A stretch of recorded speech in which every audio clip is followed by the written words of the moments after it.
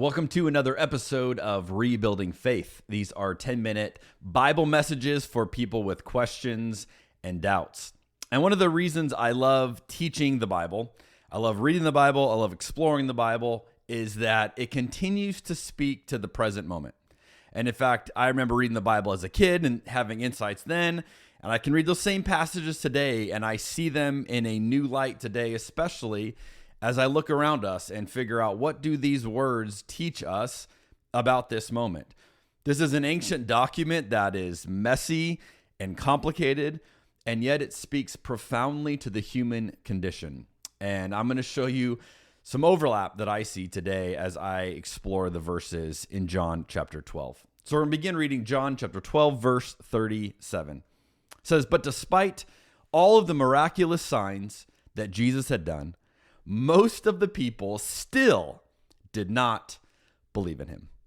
I mean, John has already said one of the reasons he's writing this book is to have people believe in Jesus, find life in Jesus as they see all of these signs that point to Jesus. But then halfway through, John's like, yeah, despite all the things that Jesus was doing, many people still did not believe in him. It's interesting to consider, what would it take for people to believe in Jesus? You know, some people say, well, if I could just see Jesus, then that would be enough. Then I'd have all my questions answered. But we can see that clearly wasn't the case for people who could literally see Jesus. Some people say, well, if Jesus still did miracles today, like we read about in the text, then I would believe. But again, we see that they had all those miracles and it wasn't enough for them either. It shows that even though John is building this case, that all of these signs point us to Jesus, at some point, you have to eventually want Jesus himself. Not the signs, not the miracles, not all the things he can do, but Jesus himself. You have to be drawn to Jesus and go, yes, he is offering us a better way forward. Let's follow that. And for a lot of people, they just never get to that point. And then you get to verse 38. This is exactly what Isaiah the prophet had predicted. "Lord, who has believed our message? To whom has the Lord revealed his powerful arm?" But the people couldn't believe, for as Isaiah also said, "The Lord has blinded their eyes and hardened their hearts, so that their eyes cannot see and their hearts cannot understand, and they cannot turn to me and have me heal them." Isaiah was referring to Jesus when he said this, because he saw the future and spoke of the Messiah's glory. Now, the idea of people's hearts being hard is an interesting one. I get asked about this a lot as someone who teaches these kinds of stories. Many people think, well, that's not fair. If God hardens people's hearts, how can God hold that against them? Pharaoh is a famous example of this. How is that fair? But I think it's helpful to note that this hardening is not some arbitrary punishment from God. It's the natural result of sustained refusal. That when you continue to refuse, when you continue to double down, this is what it produces. When you refuse to change your mind for any reason, you get a hard heart. And we're seeing this today with so much of the church. And I would say it explains how we are watching Christians today defend pedophiles.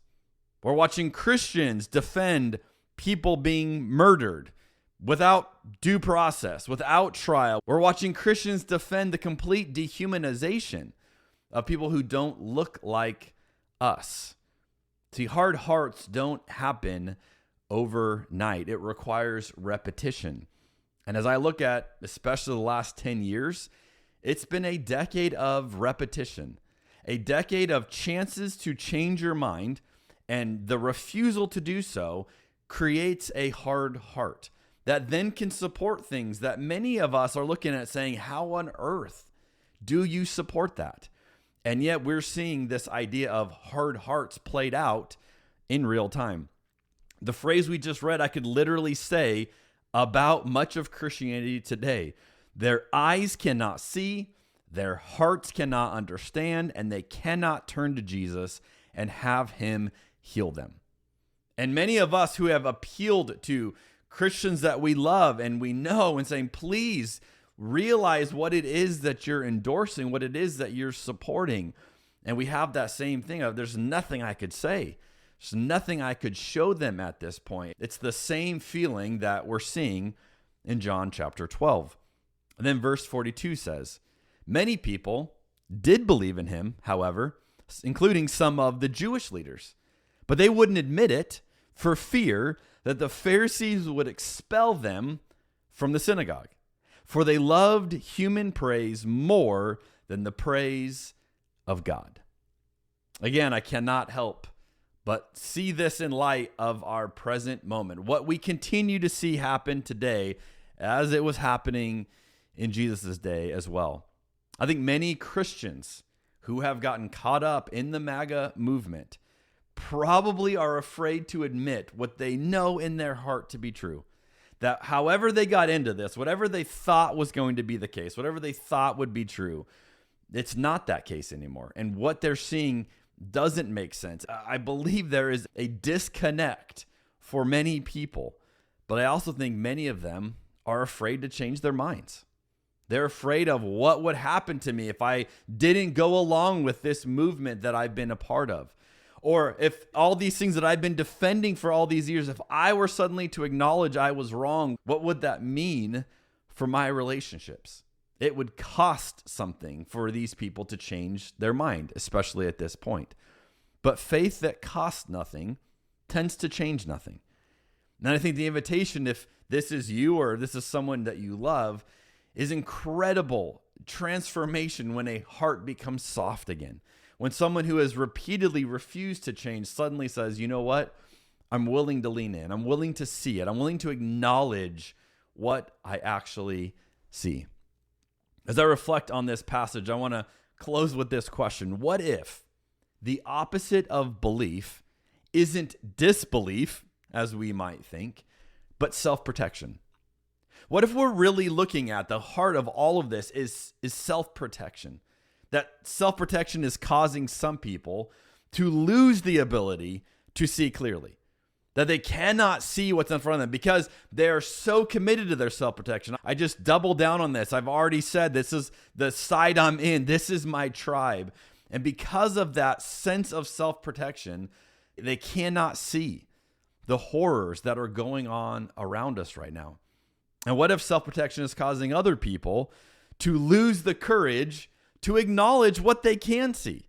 That they haven't fully lost the ability to see. They know what they're seeing is wrong, and yet they are lacking the courage to see it.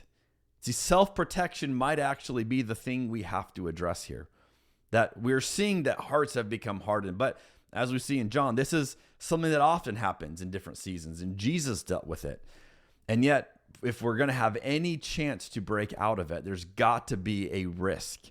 There's got to be a desire to say, this might cost me, and yet I know this is worth it. I know this is going to be better for me and better for others if I'm willing to face it.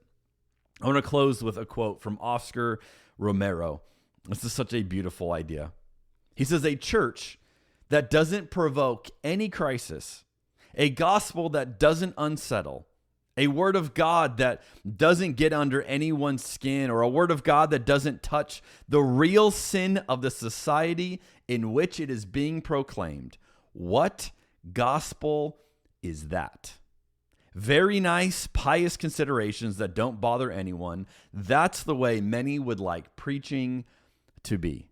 Those preachers who avoid every thorny matter so as to not be harassed, so as to not have conflicts and difficulties, do not light up the world they live in.